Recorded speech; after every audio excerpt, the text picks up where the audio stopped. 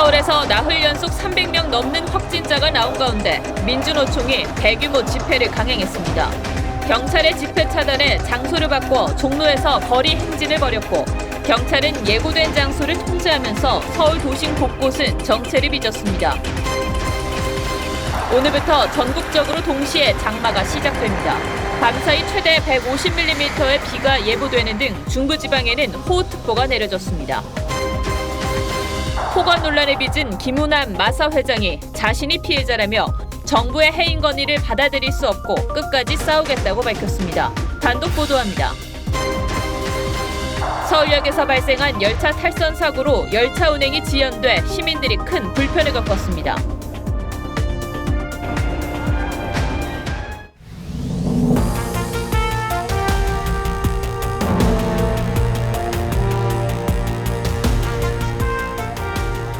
시청자 여러분 안녕하십니까? 뉴스7의 김명우입니다. 국내 코로나19 신규 확진자는 하루 만에 800명 아래로 내려왔습니다. 하지만 토요일 기준으로는 3차 유행 때인 지난 1월 2일 이후 최다입니다. 지역 발생 환자의 82%는 수도권에서 발생했습니다. 특히 서울이 올 들어 토요일 기준으로 가장 많은 353명의 확진자가 나왔습니다. 최근 일주일 일평균 지역 발생 확진자를 봐도 수도권이 531명으로 80%를 넘습니다. 일주일 연기한 새 거리두기 단계를 적용해도 5인 이상 모임이 금지되는 3단계에 해당합니다. 마포 주점과 원어민 강사 관련 확진자는 43명이 늘어 누적 291명을 기록했습니다. 이를 제외하면 수도권에서 눈에 띄는 대규모 집단 감염은 없다지만 노래방, 체육시설 등 일상 공간 곳곳에서 발생하는 소규모 집단 감염이 유행을 주도하고 있습니다. 이들 시설의 주 이용자는 활동은 활발하지만 백신을 맞지 않은 젊은 층입니다. 전파력이 빠른 델타 변이까지 확산되고 있어 또다시 대유행으로 번질 수 있는 엄중한 상황입니다. 네, 상황이 이런데도 민주노총은 결국 불법 기습 집회를 강행했습니다. 총리가 직접 나서 만류했지만 듣지 않았고 경찰이 막아서자 집회 장소를 바꿨습니다. 신경희 기자가 현장을 다녀왔습니다. 깃발과 피켓을 든 사람들이 도로에 앉아 있습니다. 왕복 8차로 가운데 6개 차로를 가득 채웠습니다. 함께 구호도 외칩니다. 비정규직 철폐하라! 오늘 낮 2시 반쯤 서울 종로 일대에 민주노총 추산 8,000명이 넘는 조합원이 모여 정부 규탄 집회를 열었습니다. 민주노총 측은 비정규직 철폐와 노동환경 개선을 촉구했습니다. 대통령이 나서십시오. 중대재해 근본 대책을 만들기 바랍니다. 비정규직 없는 세상을 만들기 바랍니다. 이들은 당초 여의도에서 집회를 하기로 했는데 경찰이 차벽과 철제 울타리로 원천 봉쇄하자 종로로 옮겨 기습 집회를 열었습니다. 정부는 어제 코로나 확산을 우려해 민주노총 측에 집회를 자제해달라고 요청했지만 민주노총은 감염보다 더 무서운 것이 일터에서의 죽음과 해고라며 집회를 강행했습니다. 집회 참가자들은 종로 2가부터 이곳 광장시장 앞까지 행진한 뒤 집회를 마무리 지었습니다. 경찰은 특별수사본부를 편성하고 집시법과 감염병 예방법 위반 등에 대해 수사에 착수했습니다. TV조선 신경입니다. 민주노총이 집회를 예고하고 경찰이 전면 통제에 나서면서 토요일 서울 도심은 마비됐습니다. 경찰의 통제를 피해 숨바꼭질하듯 집회 장소를 옮기는 민주노총의 기습 시위에 더욱 혼란스러웠습니다. 시민들과 지역 상인들은 불편을 호소했습니다. 계속해서 노도일 기자입니다. 민주노총 집회 참가자들이 모여든 서울 종로. 반대편 전용 차로까지 시위대가 점거하면서 버스와 일반 차량이 기엉켰습니다. 기습 시위가 열린 종로 일대는 오후 내내 교통이 마비됐습니다. 당초 집회가 열릴 예정이었던 여의도 일대도 경찰이 주요 길목을 차단하면서 극심한 정체를 빚었습니다. 집회 장소가 바뀌었지만 교통 통제가 계속되면서 여의도에 들어가는 차량은 방향을 돌렸습니다. 운전자들은 우회로를 찾다가 도로에서 시간을 허비해야 했습니다.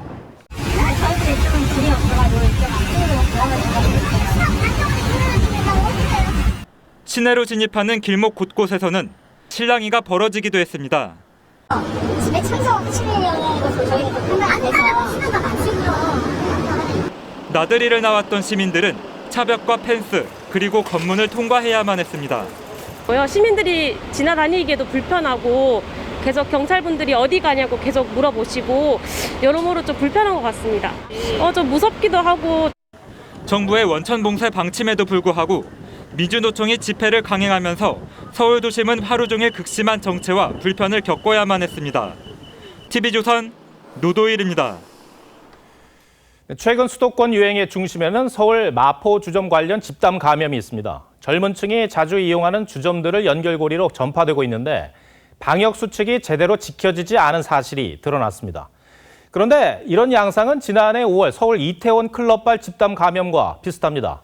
오늘의 포커스는 1년의 시차를 두고 발생한 두 집단 감염의 닮은 꼴에 맞춰봤습니다. 식당과 주점 등이 밀집된 홍대거리. 지난 19일 이곳의 한 주점에서 모임을 가진 원어민 강사들로부터 경기도와 인천의 여러 학원으로 바이러스가 계속해 빠르게 퍼지고 있습니다. 오늘까지 약 2주 동안 8개 학원에서 232명이 확진됐죠. 유치부하고 초등부가 있는 이런 영어 학원에 있어서 이제 강사 그다음에 원생에게 추가 전파가 일어난 이런 상황이고, 더 큰 문제는 주점 방문자들. 출입 명부를 제대로 쓰지 않고 인근의 다른 여러 주점을 이용했습니다. 현재까지 8개 주점에서 59명의 확진자가 나왔지만 접촉자 차단이 늦어지면서 바이러스는 부산까지 확산됐습니다. 수도권 지역에 있는 사람들도 있고 대전에 있는 사람들도 있고 그중 전국적으로 있을 걸로 보고 현재 추적 관리 중에 있다.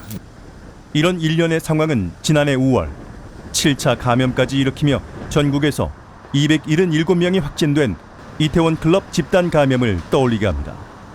당시에도 주로 젊은 층인 방문자들은 출입 명부 작성을 제대로 하지 않고 여러 클럽을 이용했죠.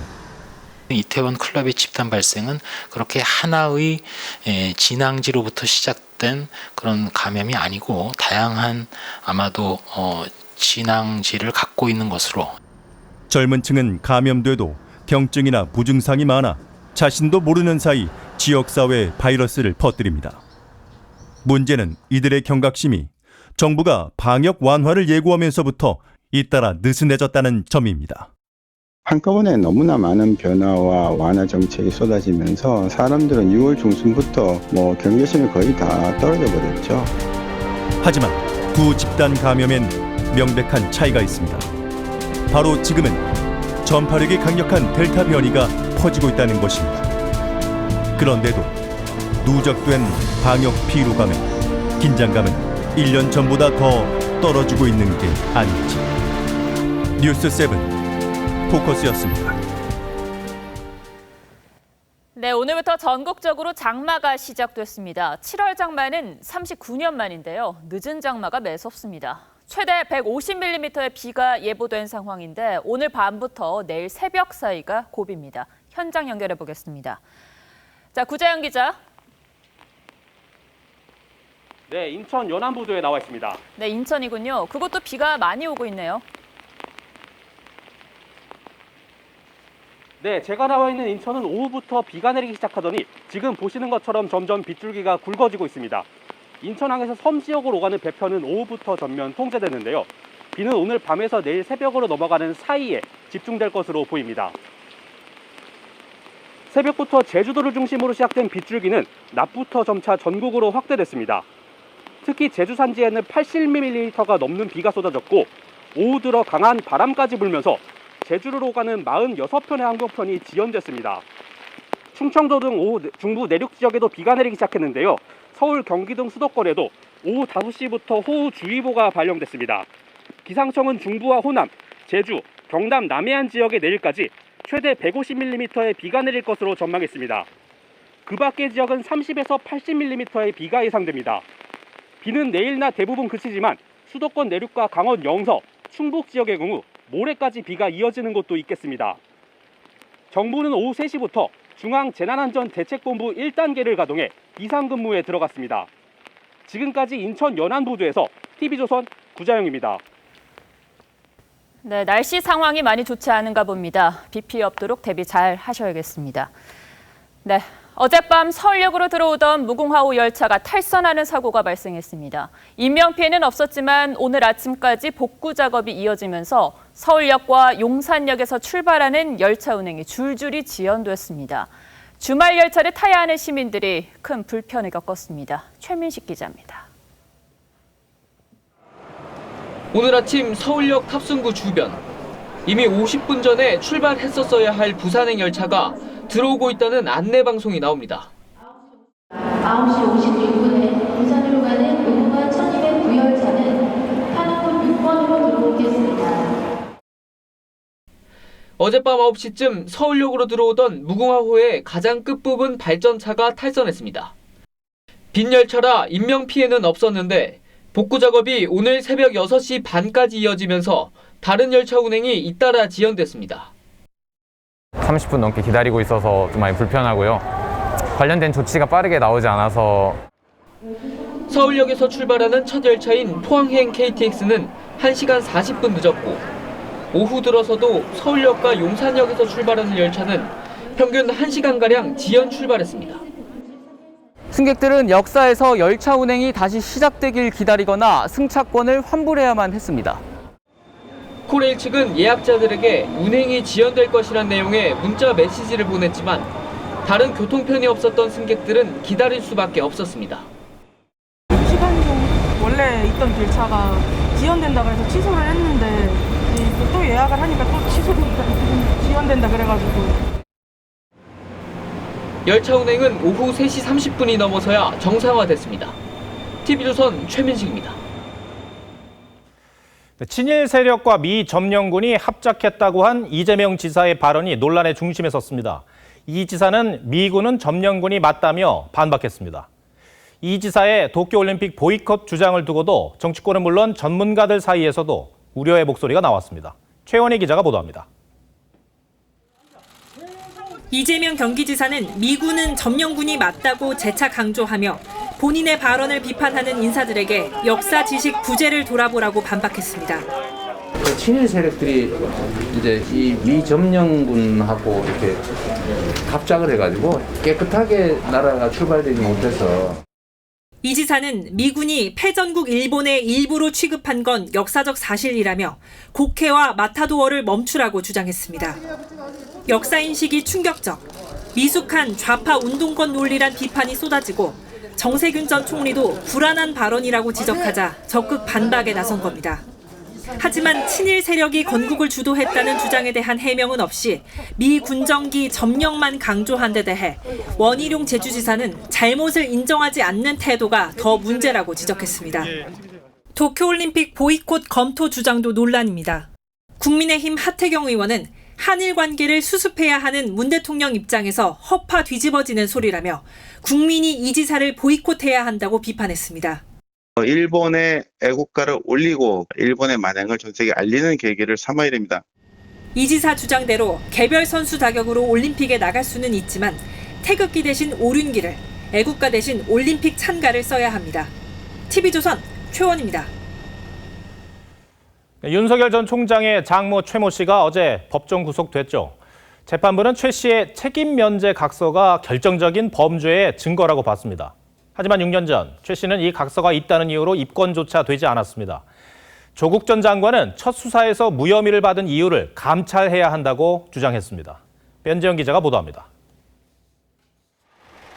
윤석열 전 총장의 장모 최모 씨는 병원 이사장에서 물러날 때 썼던 책임 면제 각서를 근거로 무죄를 주장했습니다. 최 씨는 6년 전 조사에서도 이 각서 덕분에 입건되지 않았습니다.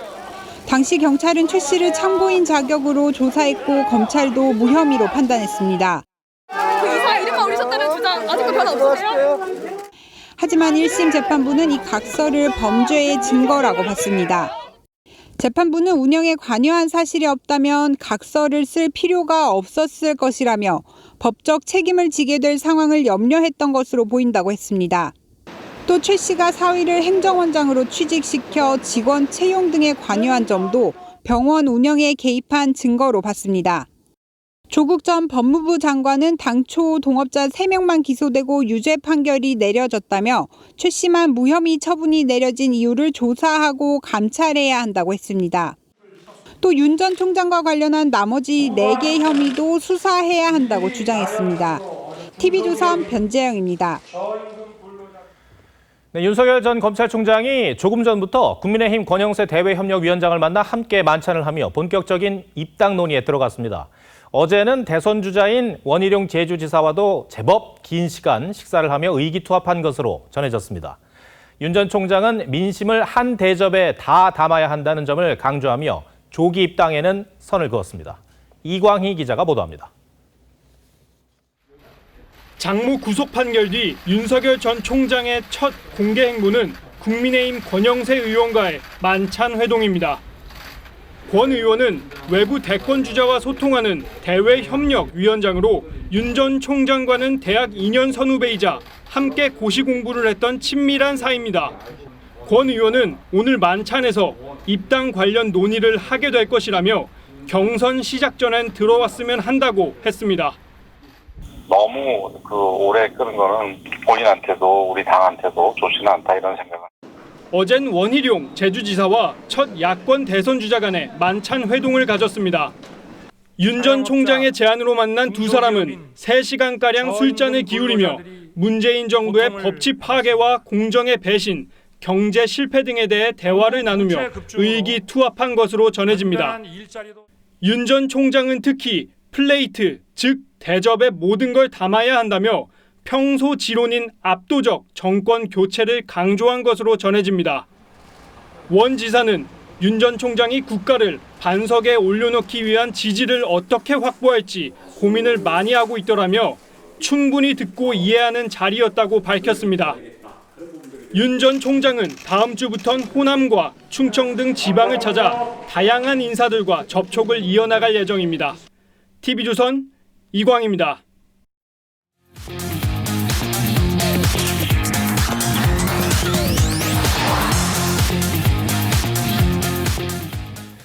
여야 대선 주자들의 출마 선언이 이어지며 대선판이 뜨거워지고 있습니다. 국민의힘에도 여러 명의 주자들이 뛰고 있는데 당 밖에 있는 주자들, 특히 지지율 면에서 윤석열 전 총장에 견줄 만한 대선 주자가 없어 보입니다.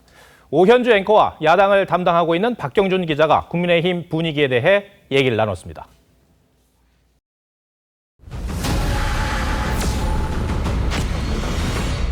정권 교체 반드시 해내야 합니다.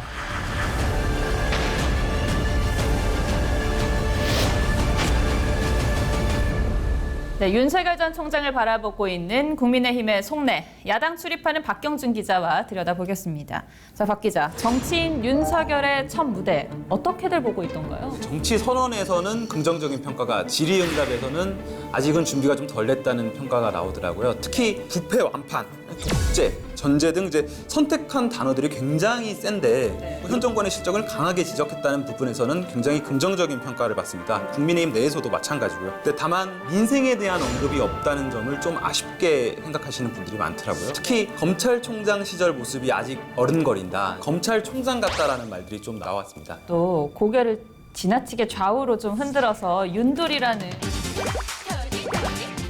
윤 총장의 주변에서 이제 취재를 해서 얘기를 들어보니 윤 총장이 특수통 검사 출신이지 않습니까? 그래서 이제 피의자 조사를 할 때 마주보고 앉아서 얘기를 하는 경우가 많은데 그래서 눈을 안 마주치려고 고개를 약간씩 돌리던 것들이 습관이 되는 바람에 윤 총장 본인도 직접 보니 고개를 너무 많이 돌리는 것 같다 하면서 좀 고칠 필요가 있다라고 스스로 인정을 하더라고요. 그런데 이 윤석열 전 총장이 대권 선언을 하는 그 장소에 국민의힘 의원 누가 얼마나 참석하는지가 또 관전 포인트였잖아요. 사실 25명 정도가 같습니다. 개인적인 친분이 있던 정진석, 권성동 의원 외에도 많은 의원들이 참석하면서 굉장히 관심을 많이 이뤘는데 대부분의 의원들의 이야기를 들어보면은 의원 차원에서 현장을 찾았다는 의견들이 지배적입니다. 하지만 뭐 국회 여의도에서 항상 나오는 얘기가 있잖아요. 정치인들은 입을 보지 말고 발을 보라고 했잖아요. 그렇죠. 어떻게 해석해야 될지 그 부분은 좀 모르겠는데 떠들썩한 신고식을 바라보는 국민의힘 입장에서는 대놓고 반길 만한 그런 상황은 좀 아니거든요. 사실 국민의힘 당 내에도 잠룡이라고 불리시는 분들은 되게 많습니다. 언급하려면 끝도 없이 많은데 사실 당외 주자들이 더 주목을 받고 있거든요. 윤석열 전 총장, 그리고 최재형 전 감사원장, 그리고 김동연 전 부총리까지 당외 인물들이 두각을 나타내고 있는데 이 당 밖의 인물 3명의 공통점이 있습니다.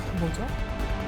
아무도 정치 경험이 없다는 거죠. 한 번도 여의도 정치를 겪어보지 못한 인물이기 때문에 국민의힘 입장으로서는 조금 자존심이 상할 수도 있을 것 같아요. 분명 이제 윤석열 전 총장과 함께 해야지만 정권 교체를 이룰 수 있다는 생각은 좀 강한 것 같은데 네. 당내 주자들이 지금까지 힘을 발휘하지 못하고 있으니까 그러면은 윤 총장은 결국은 입당을 하겠다는 생각을 갖고 있는 건가요? 전문가들의 얘기도 들어보고 차차 결정을 하겠다면서 즉답을 피하고 있더라고요. 그 이유는 좀 뭐죠?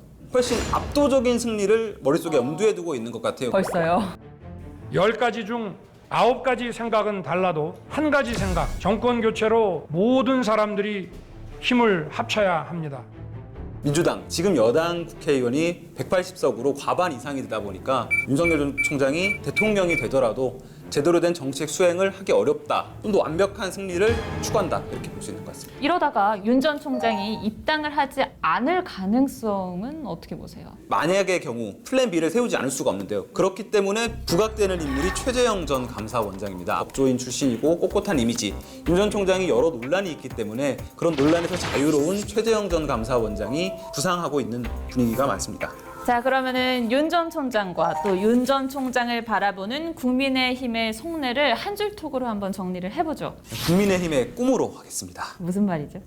인형의 꿈이라는 굉장히 유명한 노래가 있죠.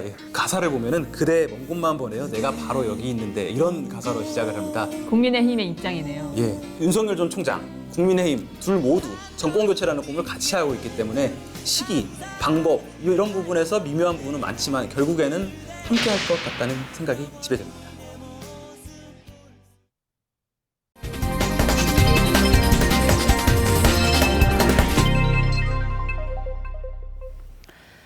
폭언 논란에 빚은 김우남 한국마사 회장이 정부의 해임 건의에 강력 반발하고 있습니다. 김 회장은 TV조선과의 통화에서 비밀 녹음을 당한 자신이 피해자라며 목숨을 걸고 끝까지 싸우겠다는 입장을 밝혔습니다. 특히 김현수 농식품부 장관을 향해 불쾌감을 여과 없이 드러냈습니다. 김자민 기자의 단독 보도입니다. 측근 채용을 거부하는 직원에게 폭언을 한 김우남 한국마사 회장. 너만 이렇게 기만당하면서 내가 저 12년 국회의원 빙으로 온 줄 알아. 주무부처인 농식품부는 해임 건의를 김 회장에게 통보했습니다. 김 회장은 TV조선과의 통화에서 자신도 피해자라며 억울함을 호소했습니다. 일부 직원들이 의도적으로 비밀 녹음을 해왔고 이미 피해자에게 2차례 사과를 했다는 겁니다. 그 사람이 녹음을 하겠다고 했으면 제가 그런 험한 말을 할 리가 있겠습니까? 제가 제 자신을 방어할 수 있는 기회를 그 친구가 비밀 녹음함으로써 박탈을 했고.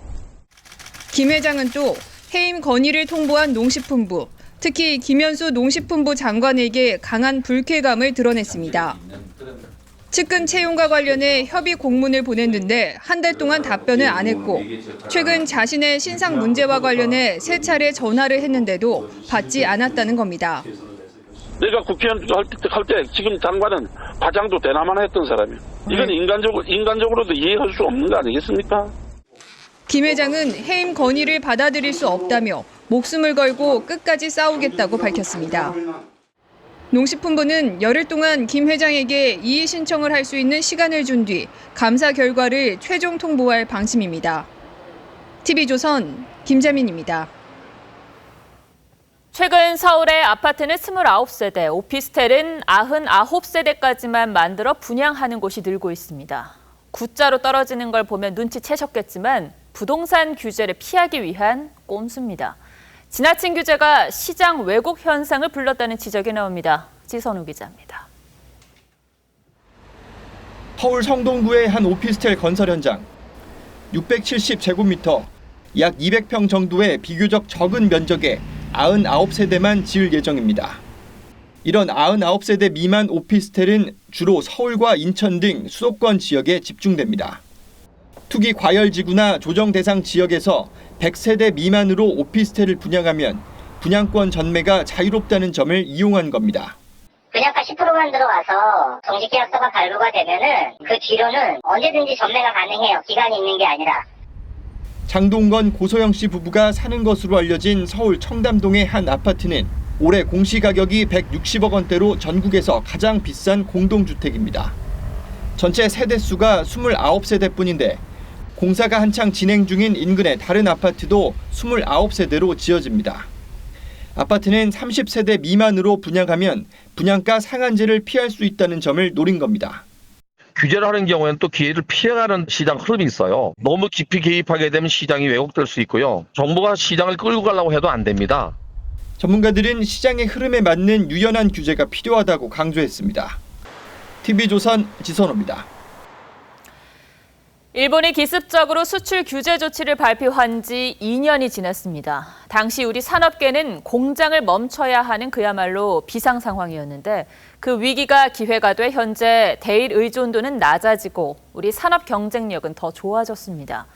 그렇다고 안심할 단계는 아닙니다. 이상배 기자가 현장을 둘러봤습니다. 방호복을 입은 직원들이 한창 일하고 있습니다. 반도체 소재 부품을 생산하는 업체로 기술력을 인정받아 국내는 물론 해외 업체들의 주문이 이어지고 있습니다. 이 업체는 일본의 수출 규제 조치 이후 오히려 매출이 20% 이상 늘었습니다. 일본 규제가 있으면서 한국에 있는 여러 고객들이 좀 더 일본 제품보다는 한국 제품으로 소재 부품 장비 분야 경쟁력이 크게 강화됐는데 일본 수출 규제의 핵심이었던 불화수소 등 3대 품목은 2년 만에 국산화에 성공하거나 대일 의존도를 크게 낮췄고 13개에 불과했던 시가총액 1조 원 이상의 소부장 기업도 2배 이상 늘었습니다. 100대 핵심 품목에 대한 대일 의존도 역시 지난 2019년 31.4%에서 24.9%로 감소했습니다. 하지만 갈 길은 아직도 멉니다. 대일 의존도는 여전히 중국에 이어 두 번째로 높고 원천 기술 역시 일본이 보유하고 있습니다. 일본에서 들어오는 것들은 기술의 난이도가 높은 제품들이 많은 거죠. 또 일본하고 관계도 또 회복이 돼야 되죠. 산업계는 정부의 지속적 지원과 함께 한일 관계 개선 노력 등이 동반되어야 한다고 입을 모읍니다. TV조선 이상배입니다. 지역별 대선 민심을 살펴보는 마지막 순서로 오늘은 부산을 찾아갔습니다. 부산은 역대 대선과 총선 그리고 지방선거에서 여야 어느 쪽도 고정표를 주지 않는 전략적 선택을 해왔습니다.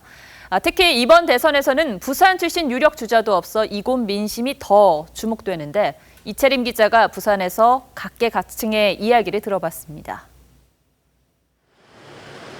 부산, 울산, 경남은 지난 세 차례의 대선에서 모두 승리 후보에게 표를 몰아줬습니다. 지난 2018년 지방선거 때는 여권에 손을 들었고 지난 4.7 재보궐선거 때는 싸늘하게 등을 돌렸죠. 스윙 스테이트인 PK의 민심, 이번 대선에서는 어느 방향을 향하게 될까요? 야당으로 정권 교체를 해야 한다는 정권 심판론은 PK 지역에서 63.9%로 전국 평균을 웃돕니다. 다만 가상 양자 대결에선 이재명 경기지사와 윤석열 전 총장의 양강 구도가 형성돼 있습니다. 이재명 후보님은 젊은이들을 위한 정책이 뚜렷이 눈에 보이게끔 잘 하시는 것 같아가지고 제가 지지를 하고 싶습니다. 윤석열은 그 뚝심과 굳건하니 자기가 소신을 가지고 이렇게 적극적으로 대시하는 그런 모습이 저는 마음에 와. PK 민심이 가장 원하는 건 침체된 지역 경제 회복. 일단은 기업이 잘 살아야 되고 시장 상인이 잘 살아야죠. 민주당은 지난달 30일에도 가덕도를 찾아 신공항 추진을 강조했지만 반응은 예전만 못합니다. 선거 때만 되면 그걸 이슈로 시켜가지고 부산 시민을 우롱하는 거라. 그 부산 시민을 갖고 노는 거라요. PK 출신 유력 주자가 없어 상대적으로 지역색이 옅어진 것도 특징입니다. 부산 사람이라서 내가 찍어주고 싶다 그게 아니고 이제 뭐 누구든지 잘할 수 있으면. 다음 대선에서 부산 유권자의 전략적 선택이 어디로 향할지는 미지수란 평가입니다. 본토가 별로 없는 도시예요. 보수 정치에 대한 베이직은 가지고 있대. 잘못할 때는 회초리를 단단히 들 수 있는. 진영 논리보다는 부산의 자존심을 세워줄 정책들이 내년 대선 부산의 민심을 가를 변수가 될 전망입니다. TV조선 이채리입니다.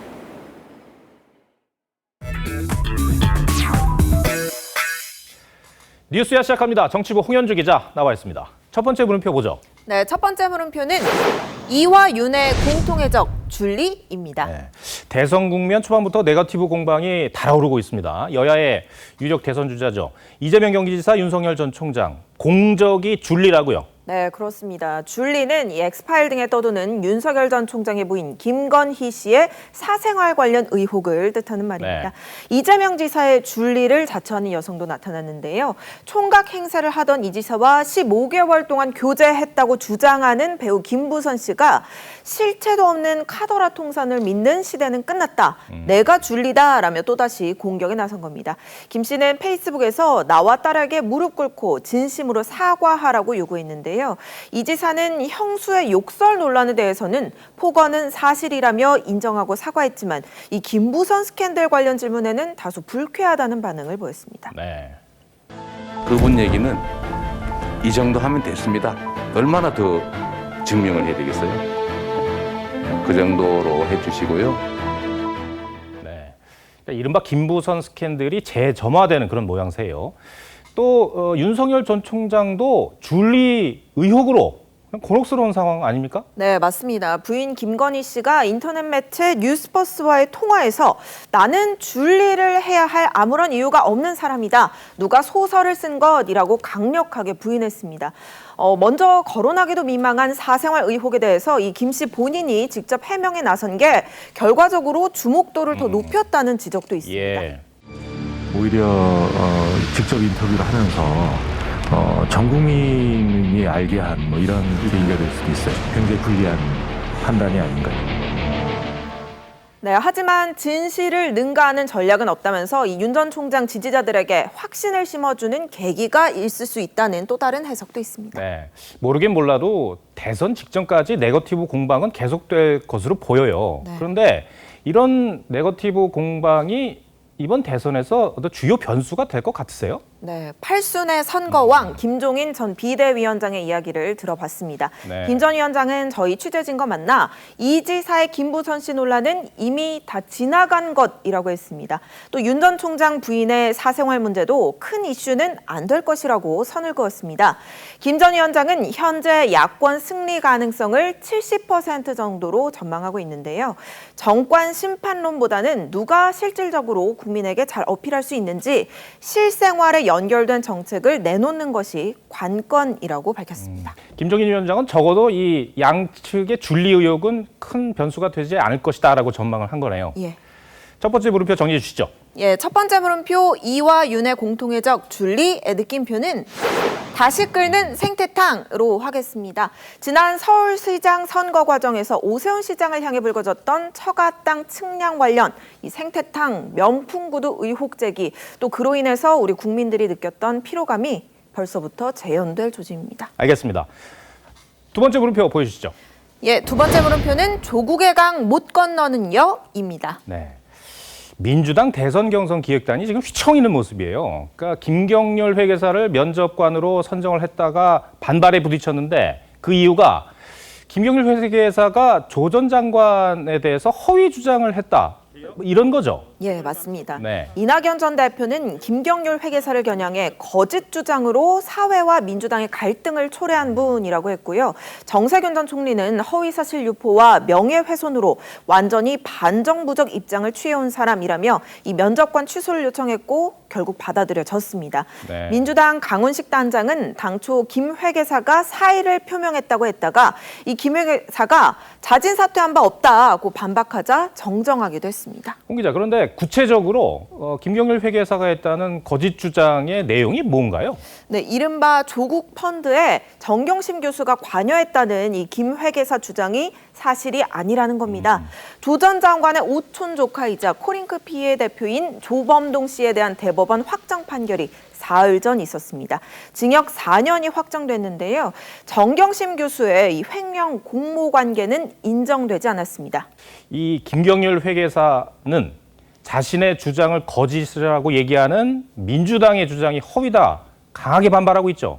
네, 맞습니다. 조범동 씨의 재판 결과일 뿐 이 문제의 본질인 정 교수의 권력형 범죄 여부는 정 교수 재판에서 따져봐야 한다는 주장입니다. 이 횡령 부분에 있어서는 정 교수의 1심 재판에서도 이미 무죄가 나왔었는데요.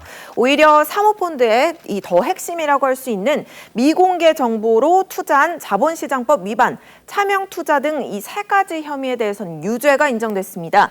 김경률 회계사는 코링크피 설립자금 8,500만 원이 이 조국 계좌에서 송금된 사실 등은 재판 과정에서 부정된 적이 없고 그 해석과 평가에 있어서 일부 내용이 무죄 판결을 받은 것이라면서 이 조국 전 장관, 이낙연, 정세균 전 총리에 대해 법적 절차에 돌입하겠다고 밝혔습니다. 조국 전 장관은 과거에 코링크피 실소유주가 조범동 씨, 그러니까 오촌 조카라는 점을 부인했었죠? 네, 맞습니다. 2019년 8월 조국 인사청문회 준비단은요, 조범동 씨가 투자 대상 선정을 포함해 펀드 운영 일체에 관여한 사실은 없다고 해명했었습니다. 하지만 이번 재판부는 조 씨가 코링크피와 WFM의 의사결정권자 지위에 있었다고 판단했고요. 이 정 교수 측도 이를 알고 돈을 투자했다는 사실을 인정했습니다. 조 전 장관은 이에 대해서는 별다른 언급이 없었고요. 다만 조범동 씨의 대법원 판결을 근거로 조국 펀드라는 헛소리를 유포하는 자에게 법적 책임을 물을 것이라고만 경고하고 있습니다. 알겠습니다. 두 번째 물음표도 정리해 주시죠. 예, 두 번째 물음표, 조국의 강 못 건너는요? 의 느낌표는 그 강의 숭어가 궁금하다로 하겠습니다. 국민의힘 의원 단체 대화방에서 윤희숙 의원의 대선 출마 소식에 이 홍준표 의원이요, 숭어가 뛰니 망둥이도 뛴다라는 글을 올려 논란이 됐었죠. 민주당의 조국의 강에서는 어떤 숭어가 뛰놀지, 더 큰 바다로 나가서 이 국민의힘과 경쟁할 수는 있을지 지켜봐야겠습니다. 네. 홍현주 기자, 오늘 설명 잘 들었습니다.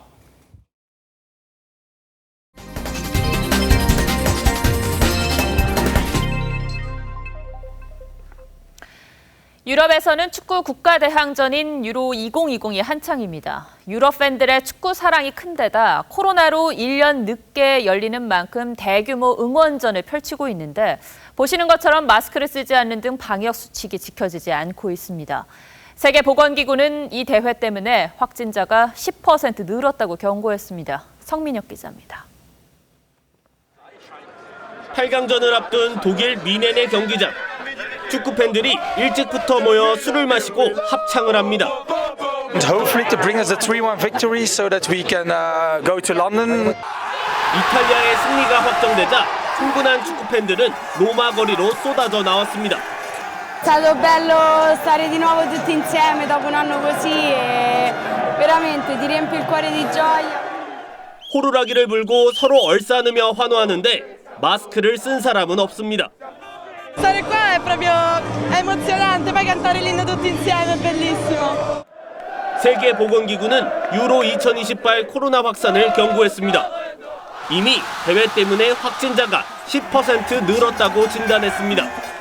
And we've said that should this mixing happen, there will be cases. 남은 일정도 걱정입니다. 토요일 오후 잉글랜드 대 우크라이나전이 열리는 이탈리아는 비상입니다. 델타 변이 확산이 심한 영국발 입국자에 대해선 5일 동안 격리하기로 했지만 Don't go to Italy because you haven't got time to quarantine. 열정적인 잉글랜드 팬들은 이미 표를 2,500장 구입했습니다. 여기에 영국에서 열리는 준결승과 결승전엔 각각 6만 명의 입장이 허용돼 우려의 목소리가 커지고 있습니다. TV조선 성민혁입니다.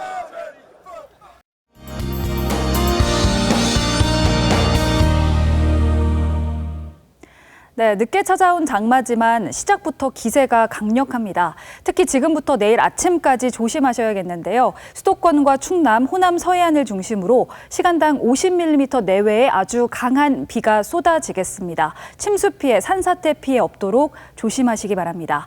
내일까지 중부와 호남 남해안, 지리산 부근, 그리고 제주에는 많게는 150mm가 넘는 비가 내리겠고 그 밖의 지역으로는 30에서 80mm의 많은 양이 예상됩니다. 비는 내일 낮이면 대부분 그치겠지만 수도권과 영서, 충북 북부 지역으로는 월요일 아침까지도 약하게 이어지는 곳이 있겠습니다. 비와 함께 바람도 강하게 불겠는데요. 강풍특보가 내려진 서해안과 제주에는 내일 오후까지 순간 최대 풍속 초속 20m 이상의 매우 강한 바람이 불겠습니다. 시설물 피해 없도록 조심하시기 바랍니다. 바다의 물결은 최대 4m로 전 해상에서 매우 높게 일겠고 바람도 강하게 불겠습니다. 다음 주에도 잦은 비 소식이 이어지겠습니다. 날씨였습니다. 우리나라가 선진국 대열에 공식 합류했습니다. UN 무역개발회의가 한국의 지위를 개발도상국에서 선진국 그룹으로 승격시켰습니다. 설립 57년 만에 우리나라가 처음이라고 합니다. 나라의 경제적 위상은 이렇게 날로 높아지는데 구성원인 우리 국민의 행복감은 너무 낮습니다. 행복지수가 OECD 37개국 가운데 35위, 꼴찌를 겨우 면했습니다. 삶의 질 지수는 세계 42위, 남아공과 루마니아보다 낮습니다. 4년 전보다는 20계단이나 떨어졌습니다. 부동산 가격과 생활비에 대한 지표가 크게 악화된 탓입니다. 선진국 대열에 들어섰다는 소식이 자랑스러우면서도 반갑게 웃을 수만은 없는 이유, 이 팍팍한 국민들 삶에서 찾을 수 있었습니다. 시청해주셔서 고맙습니다.